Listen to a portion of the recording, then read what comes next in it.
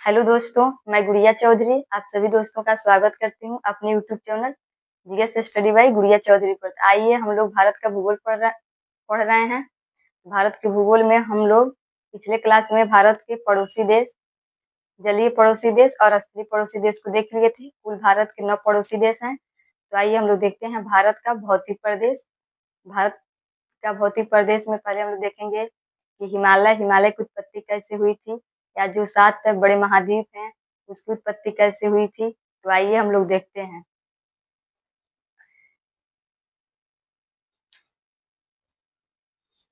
भारत के भौतिक प्रदेश में हम लोग देखेंगे जो 7 महाद्वीप हैं वे आपस में पहले जुड़े हुए थे या पहले से ही साथ थे। तो सबसे पहले जो ये सिद्धांत दिए थे अल्फ्रेड वैगनर ने दिए थे। उन्होंने बताया कि जो 7 महाद्वीप हैं वे पहले 300 मिलियन वर्ष पहले आपस में जुड़े हुए थे। तो जो उसके बाद उसका विघटन प्रारंभ हुआ जिससे 7 महाद्वीप बने हैं। तो आइए हम लोग देखते हैं मैप से बनाकर। पहले हम लोग देखते हैं जो हमारा है ये पृथ्वी है और जो महाद्वीप थे वो आपस में जुड़े हुए थे।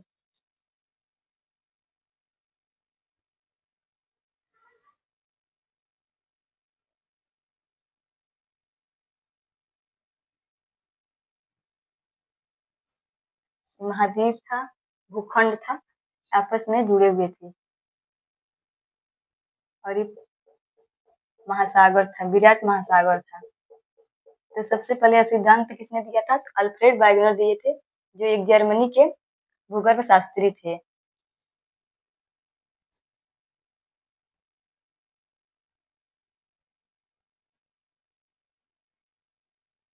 उन्होंने अपने किताब में लिखा था महाद्वीप और महासागर की उत्पत्ति कैसे हुई थी।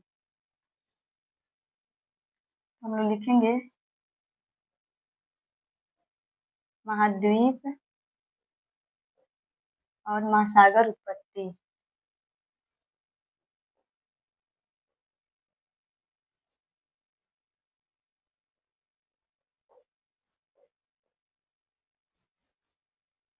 यह सिद्धांत किसने दिया था? तो यह सिद्धांत अल्फ्रेड वाइगनर ने दिए थे।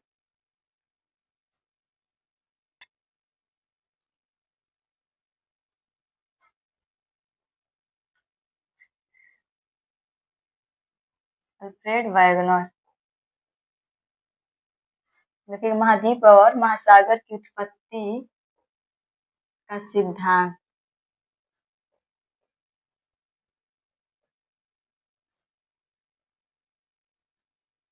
सिद्धांत किसने दिया था? Alfred Wegener.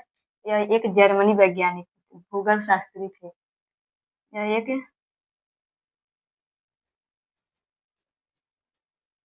एक जर्मन भूगोल शास्त्री थे।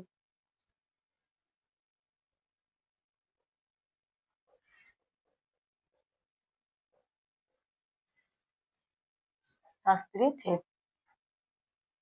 इन्होंने लोगों को समझाने के लिए एक किताब लिखा जो महाद्वीप और महासागर उत्पत्ति इसमें समझाए थे। तो ये 1912 में इस सिद्धांत को बताया था।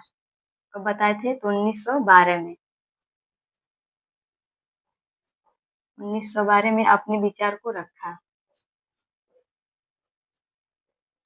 अपने विचार को रखा। इन्होंने बताया जो महाद्वीप है, जो वर्तमान में जो हम लोग 7 महाद्वीप को देख रहे हैं, तो वह आपस में जुड़ा हुआ था। इस जुड़े हुए जो भूखंड जुड़ा हुआ जो भूखंड था उसे पेंजिया कहा। क्या नाम दिया? पेंजिया नाम दिया। और जो पेंजिया के चारों तरफ सागर था, भरा हुआ पूरा पानी था, उसे पैंथलासा कहा। जो पेंजिया के चारों तरफ विराट महासागर था उसे पैंथालासा कहा। इसे क्या कहा? पैंथालासा। पैंथालासा। उन्होंने बताया लगभग 300 मिलियन वर्ष पूर्व। आप लोग लिखेंगे लगभग 300 मिलियन वर्ष पूर्व। 300 मिलियन वर्ष पूर्व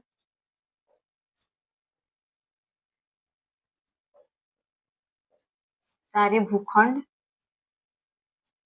आपस में जुड़े हुए थे। आपस में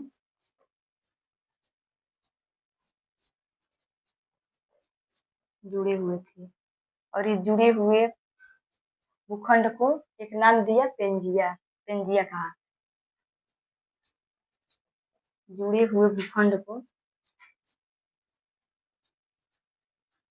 जुड़े हुए भूखंड को पेंजिया कहा। क्या कहा? जुड़े हुए भूखंड को पेंजिया कहा। पेंजिया कहा गया। इस प्रकार हम लोग देखते हैं जो महाद्वीप और महासागर की उत्पत्ति का सिद्धांत किसने दिया था? तो ये अल्फ्रेड वैगनर दिए थे। वह एक जर्मनी भूगर्भ शास्त्री थे।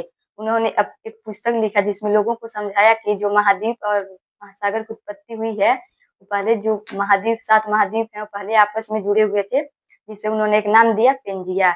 और जो महाद्वीप के चारों तरफ जो पानी था उसको एक नाम दिया पैंथलासा। तो लगभग 300 मिलियन वर्ष पूर्व की यह बात है। उसको 1912 में उन्होंने अपने एक पुस्तक में लिखी। उसके बाद हम लोग देखते हैं जो पेंजिया के चारों तरफ जल था या पानी था, विराट महासागर था, उसे पैंथलासा कहा। पेंजिया के जो चारों तरफ पेंजिया के चारों तरफ जो सागर था या विराट महासागर था, चारों तरफ विराट महासागर को इन्होंने कहा पैंथलासा। महासागर को पैंथलासा कहा।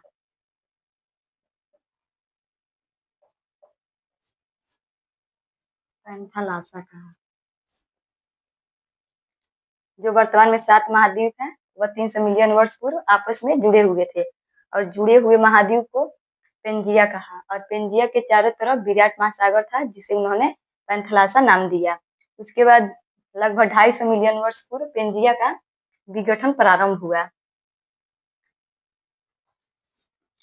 इतना आप लोग पहले बना लीजिए।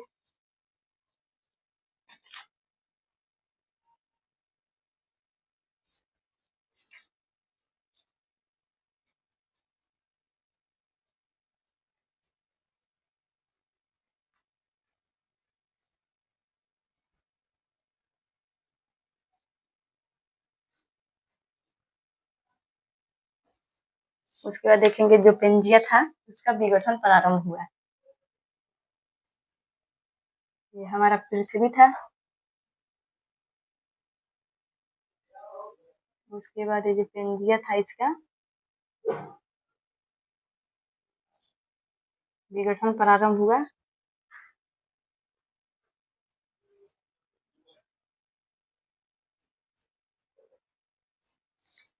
और इसके बीच में जो था इस सारा पानी था और इसके बीच में भी पानी भर गया। जो इसका एक टुकड़ा था वह उत्तर की ओर प्रवाहित हुआ और जो उसका दूसरा टुकड़ा था वह दक्षिण की ओर प्रवाहित हुआ।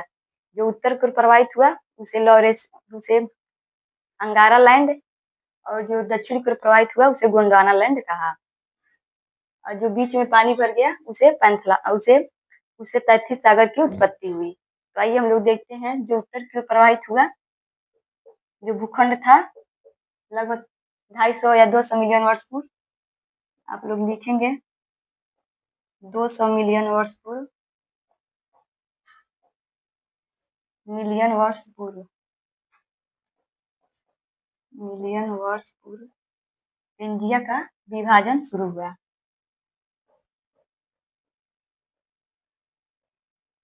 पेंजिया का विभाजन प्रारंभ हुआ।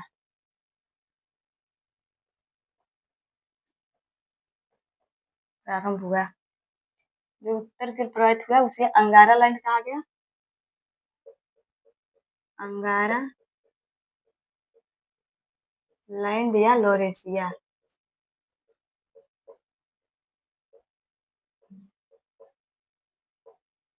जो दक्षिण की ओर प्रवाहित हुआ इसे गोंडवाना लैंड कहा गया। गोंडवाना लैंड। और जो बीच में पानी भर गया इसे तैतीस सागर कहा गया। तैतीस सागर। तो लगभग 200 मिलियन वर्ष पूर्व जो पेंजिया था उसका विभाजन प्रारंभ हुआ और पेंजिया दो भागों में टूट गया। जो पेंजिया था, पेंजिया दो भागों में टूट गया। इसका जो उत्तरी भाग था, यहाँ से लिखते हैं, पेंजिया का एक टुकड़ा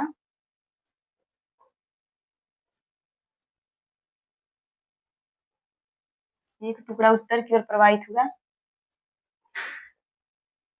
उत्तर की ओर प्रवाहित हुआ।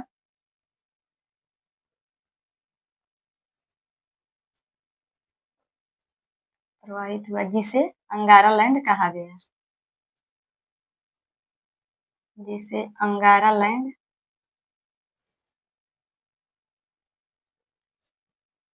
कहा गया। उसका जो दूसरा टुकड़ा था वह दक्षिण की ओर प्रवाहित हुआ, जिसे गोंडवाना लैंड कहा गया। पेंजिया का जो दूसरा टुकड़ा था, पेंजिया का दूसरा टुकड़ा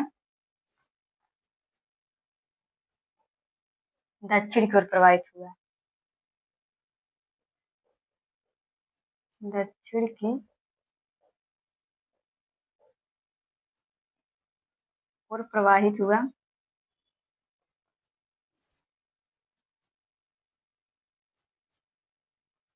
जिसे गोंडवाना लैंड कहा गया। जिसे गोंडवाना लैंड कहा गया। तो हम लोग देखेंगे जो पेंजिया था 200 मिलियन वर्ष पूर्व उसका विघटन प्रारंभ हुआ या विभाजन प्रारंभ हुआ। पेंजिया का एक टुकड़ा जो था वह उत्तर की ओर प्रवाहित हुआ और जो दूसरा टुकड़ा था वह दक्षिण की ओर प्रवाहित हुआ। जो उत्तर की ओर प्रवाहित हुआ उसे अंगारा लैंड कहा गया और जो दक्षिण की ओर प्रवाहित हुआ उसे गोंडवाना लैंड कहा गया। उसके बाद हम लोग देखते हैं जो वर्तमान के जो महाद्वीप हैं उनकी उत्पत्ति कैसे हुई थी। तो अंगारा लैंड का भी विघटन प्रारंभ हुआ था और जो गोंडवाना लैंड है उसका भी विघटन प्रारंभ हुआ। दोनों जब टूटे तब 7 महाद्वीप की उत्पत्ति हुई। पहले हम लोग देखते हैं 33 सागर।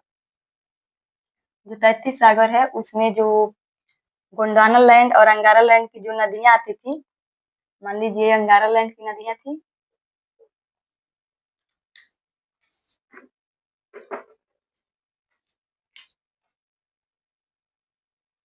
ये अंगारा लैंड की बहने वाली नदियां थी जो 33 सागर में आकर गिरती थी। और ये गोंडवाना लैंड की नदियां थी जो 33 सागर में आकर गिरती थी, जिसमें अवसादों के जमाव से हिमालय का उत्पत्ति हुआ था। तो 33 सागर में जो अवसादों का जमाव हुआ था उससे हिमालय की उत्पत्ति हुई थी। तो अगर हम लोग लिख लेते हैं हिमालय की उत्पत्ति कैसे हुई थी।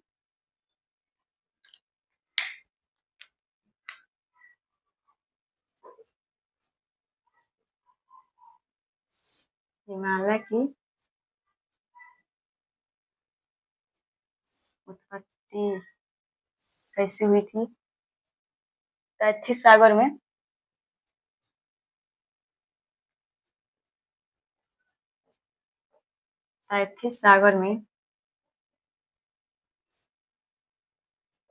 अंगारा लैंड की नदियां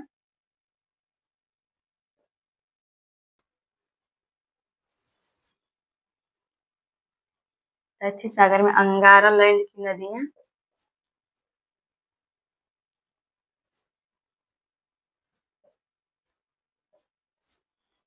और गोंडवाना लैंड की नदियों द्वारा और गोंडवाना लैंड की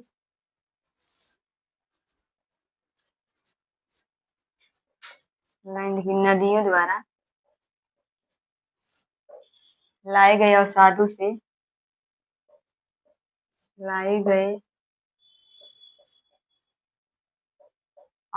के जमाव से हिमालय का निर्माण हुआ। अवसादों के जमाव से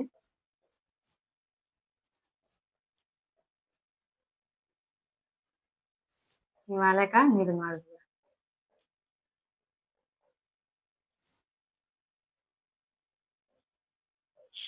हुआ। जो पेंजिया का दूसरा टुकड़ा था वह दक्षिण की ओर प्रवाहित हुआ, जिसे गोंडवाना लैंड कहा गया, और पेंजिया का एक टुकड़ा उत्तर की ओर प्रवाहित हुआ, जिसे अंगारा लैंड कहा गया या लॉरेशिया कहा गया। उसके बाद हम लोग देखते हैं कि हिमालय की उत्पत्ति कैसे हुई। तो तैथिस सागर में जो गोंडवाना लैंड की नदियां थी और जो अंगारा लैंड की नदियां थी, उनके द्वारा लाए गए अवसादों के जमाव से तैथिस सागर का निर्माण हुआ। उसके बाद हम लोग देखते हैं कि जो गोंडवाना लैंड था और जो अंगारा लैंड था वह मतलब भागों में टूटे, जो वर्तमान के महाद्वीप बने हैं। तो आइए हम लोग देखते हैं।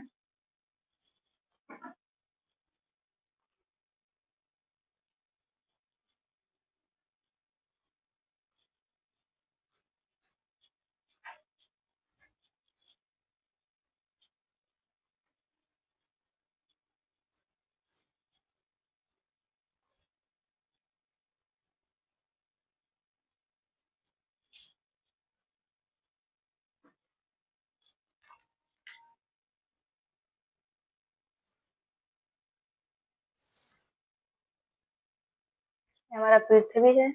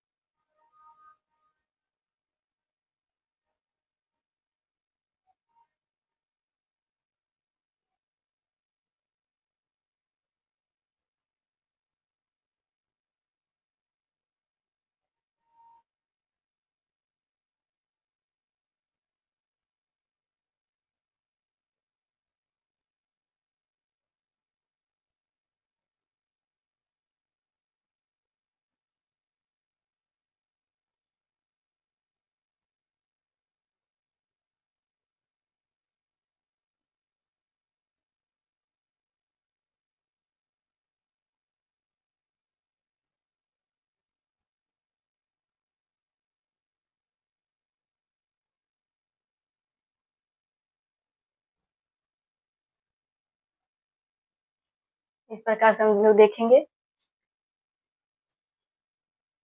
उधर जो है अंटार्कटिका है और भारत यहाँ यहीं पे कहीं पे था भारत। तो इस प्रकार हम लोग देखेंगे जो अंगारा लैंड था वह टूटा, तो उससे 3 महाद्वीप हुए। अंगारा लैंड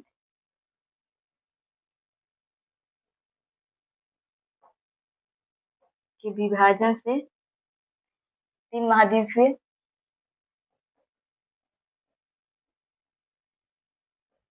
3 महाद्वीप 3 महाद्वीपों का निर्माण हुआ।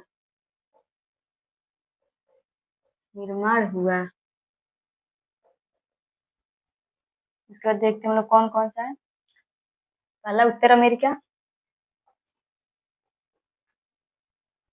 अमेरिका, यूरोप और एशिया।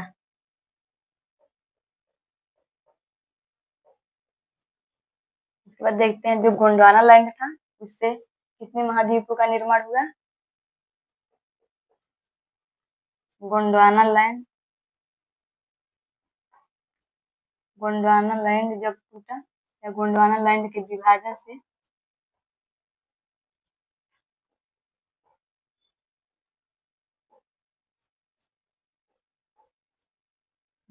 से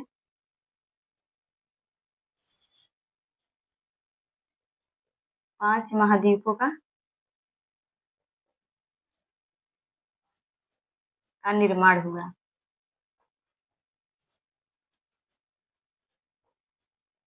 अगर हम लोग देख लेते हैं कौन कौन से महाद्वीप हैं, तो उसका पहला हो जाएगा दक्षिण अमेरिका,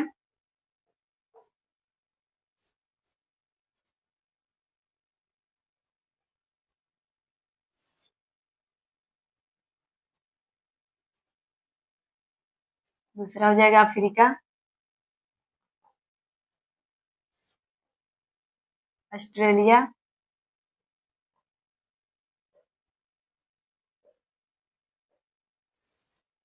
अंटार्कटिका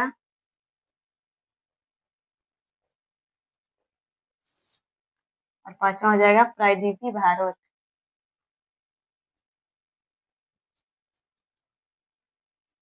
पांचवा हो जाएगा प्रायद्वीपीय भारत।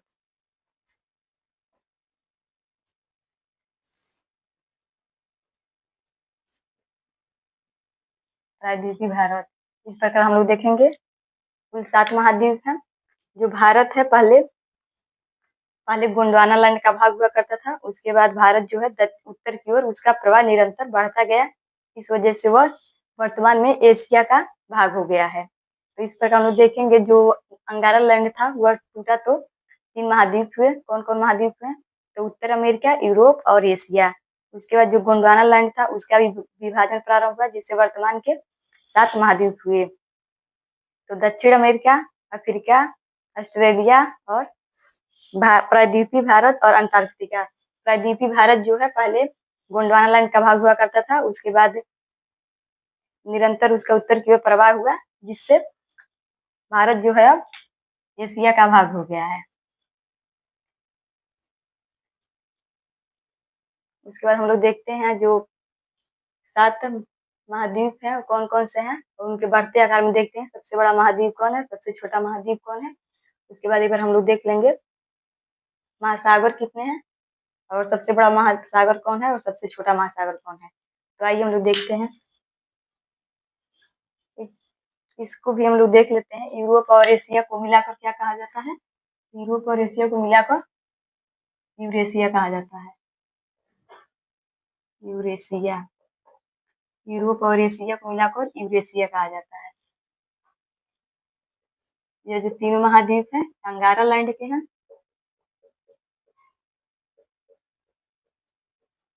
और ये जितने हैं ये सभी गोंडवाना लैंड के हैं।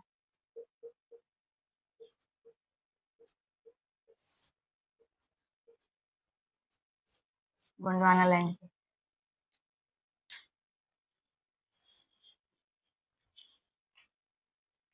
उसके बाद हम लोग देखते हैं 7 बड़े महाद्वीप।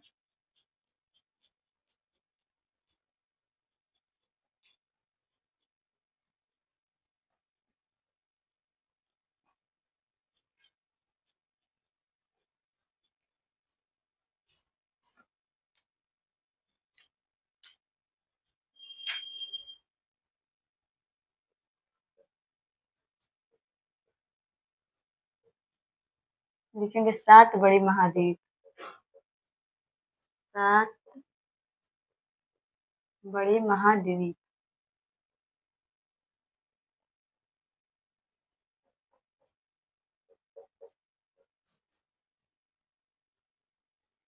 सबसे बड़ा महाद्वीप कौन सा है? जब सबसे बड़ा महाद्वीप है वो एशिया है।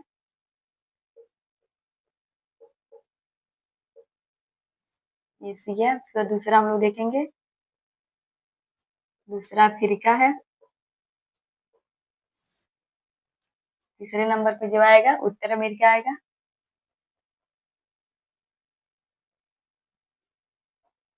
उत्तरी अमेरिका। उत्तरी अमेरिका।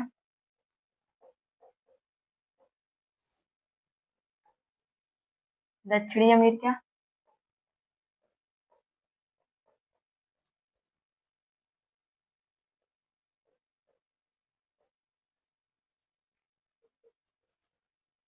उसके बाद आ जाएगा हम लोगों का अंटार्कटिका 5वें नंबर पर। अंटार्कटिका। 6ठे नंबर पे आ जाएगा यूरोप और 7वें नंबर पे आ जाएगा ऑस्ट्रेलिया।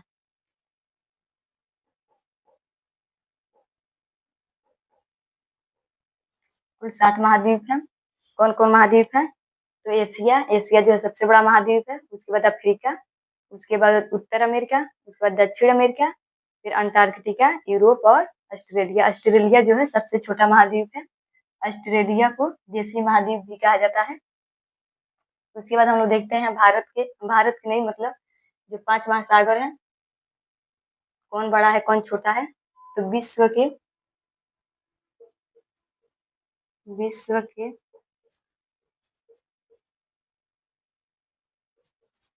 5 बड़े महासागर।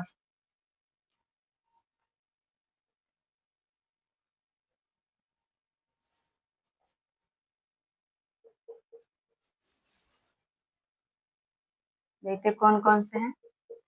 जो सबसे बड़ा महासागर है प्रशांत महासागर है। प्रशांत महासागर।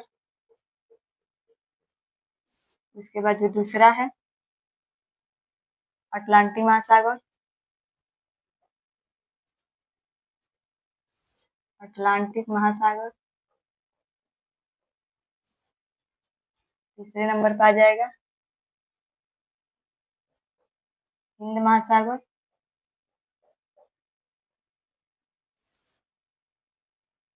और चौथे नंबर पे आ जाएगा आर्कटिक महासागर।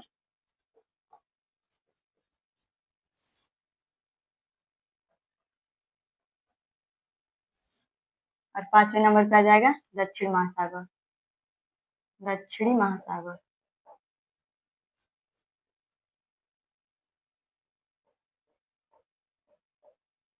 इस प्रकार विश्व के 5 बड़े महासागर हैं। कौन कौन महासागर हैं?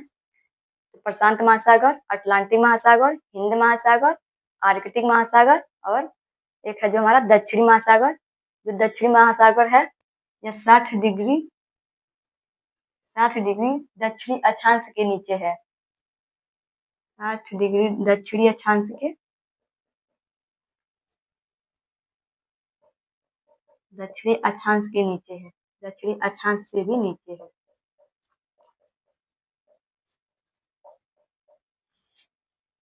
तो अगर देख लेते हैं हम लोग 7 बड़े महाद्वीप कौन कौन से हैं।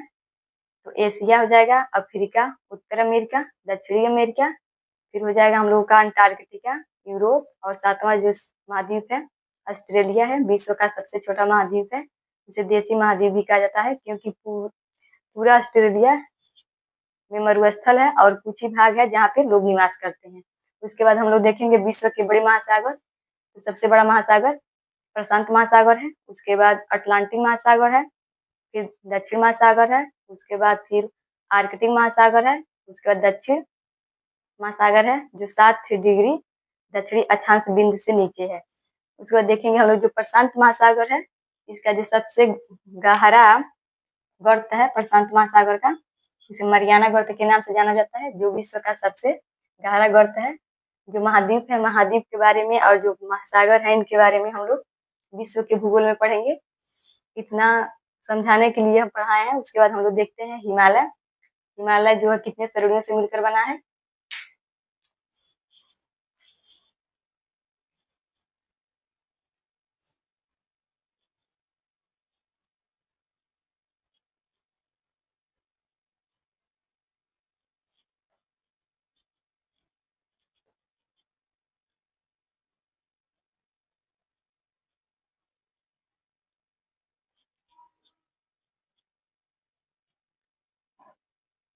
पहले हम छोटा सा मैप बनाएंगे भारत का। उसके बाद हम लोग देखेंगे हिमालय पर्वत कितने श्रेणियों से मिलकर बना है।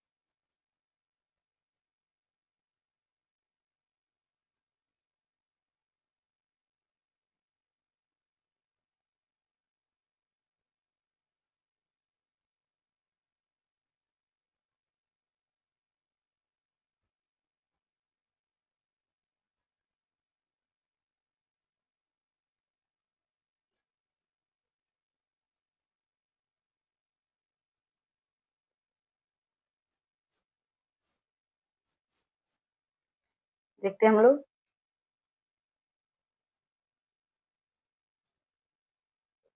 हिमालय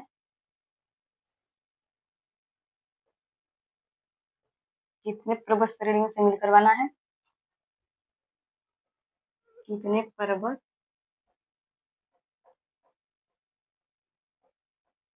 श्रेणियों से मिलकर बना है।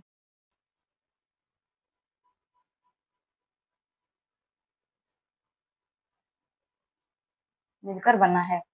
देखेंगे हिमालय जो है कितने पर्वत श्रेणियों से मिलकर बना है। तो उसके बाद हम लोग देखते हैं पहले सबसे पहले कौन सबका मतलब हिमालय बना था। तो सबसे पहले ट्रांस हिमालय बना था। कौन सा हिमालय बना था? यहाँ हम लिखेंगे सबसे पहले ट्रांस हिमालय बना था। तो हम लोग पहले ट्रांस हिमालय के बारे में जान लेते हैं।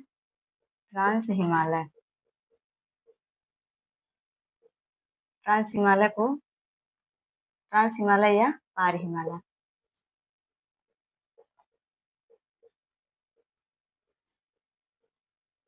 हम देखते हैं जो ट्रांस हिमालय है सबसे पहले बना था। ट्रांस हिमालय जो है हिमालय का भाग नहीं है। तो हम लोग देखते हैं पहले ट्रांस हिमालय कितने श्रेणियों से मिलकर बना है। तो हम लोग देखेंगे जो ट्रांस हिमालय है कुल 4 श्रेणियों से मिलकर बना है। कुल 4 श्रेणियों से मिलकर बना है। तो पहला जो श्रेणी है इसको हम लोग कहते हैं काराकोरम। कौन सा श्रेणी है? काराकोरम। दूसरा कौन सा श्रेणी है? लद्दाख। और तीसरा कौन सा श्रेणी है? जास्कर। और जो कैलाश पर्वत श्रेणी है वो भारत में स्थित नहीं है। वो कहाँ पे स्थित है? तो वह तिब्बत में स्थित है। यह कैलाश पर्वत श्रेणी है। कैलाश पर्वत श्रेणी। इस प्रकार हम लोग देखें जो ट्रांस हिमालय है, ट्रांस हिमालय जो है कुल 4 श्रेणियों से मिलकर बना है। कौन कौन सी श्रेणी है? तो आप लोग देख सकते हैं यहाँ पे काराकोरम है, लद्दाख है, जास्कर है, कैलाश पर्वत श्रेणी है। तो कौन सा पर्वत श्रेणी जो है भारत में स्थित नहीं है? तो लद्दाख जो पर्वत श्रेणी है वो भारत में स्थित नहीं है। जो कैलाश पर्वत श्रेणी है वो तिब्बत में स्थित है। इस प्रकार हम लोग देखेंगे जो चारों पर्वत श्रेणियां हैं, जो चारों पर्वत श्रेणियां हैं यह ट्रांस हिमालय की पर्वत श्रेणी है। ट्रांस हिमालय कुल 4 श्रेणियों से मिलकर बना है। जो ट्रांस हिमालय है हम लोग यहाँ पे लिख लेंगे, चाहे हम लोग इतना हटा दे रहे हैं। जो ट्रांस हिमालय है वो कुल 4 श्रेणियों से मिलकर बना है। ट्रांस हिमालय कुल 4 श्रेणियों से मिलकर बना है। श्रेणियों से मिलकर बना है। तो आप लोग देख सकते हैं कौन कौन सी पर्वत श्रेणियां हैं। तो काराकोरम है, लद्दाख है, जास्कर है और कैलाश पर्वत श्रेणी। इन्हीं चारों से मिलकर जो ट्रांस हिमालय है वो बना है। तो ट्रांस हिमालय कुछ 4 श्रेणियों से मिलकर बना है। तो हम लोग पहला लिख लेंगे काराकोरम, काराकोरम। दूसरा लद्दाख, तीसरा हो जाएगा जास्कर और चौथा हो जाएगा कैलाश, कैलाश पर्वत श्रेणी, कैलाश पर्वत श्रेणी। इस प्रकार हम लोग देखेंगे जो ट्रांस हिमालय है वो कुल 4 पर्वत श्रेणियों से मिलकर बना है। काराकोरम, लद्दाख, जास्कर और कैलाश पर्वत श्रेणी। जो कैलाश पर्वत श्रेणी है वो भारत में स्थित नहीं है, यह तिब्बत में स्थित है। इसके बाद हम लोग देखेंगे ग्रेट हिमालय और लघु हिमालय और शिवालिक हिमालय। उसे हम कल देखेंगे। आज हम लोग क्लास को यहीं पे बंद करते हैं और आप लोग बढ़िया से रिवाइज कर लीजिएगा और हमारे चैनल पे बने रहिएगा और चैनल को लाइक सब्सक्राइब कर दीजिएगा। धन्यवाद।